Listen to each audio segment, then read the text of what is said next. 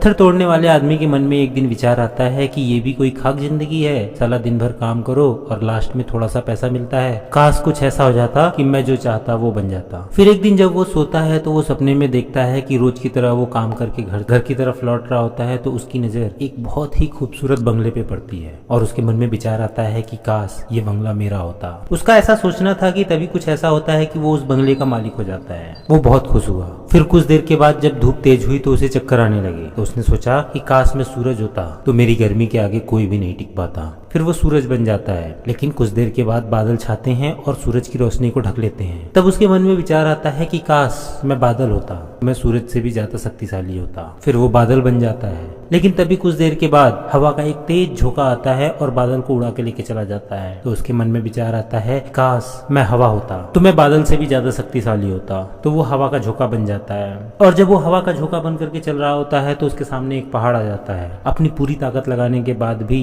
वो पहाड़ की एक ईंट को भी नहीं हिला पाता है। तब वो सोचता है काश मैं पहाड़ होता तो मैं हवा से भी ज्यादा शक्तिशाली होता। फिर वो पहाड़ बन जाता है और पहाड़ बनने के कुछ देर के बाद वो चिल्लाने लगता है क्योंकि कोई उसको तोड़ रहा होता है।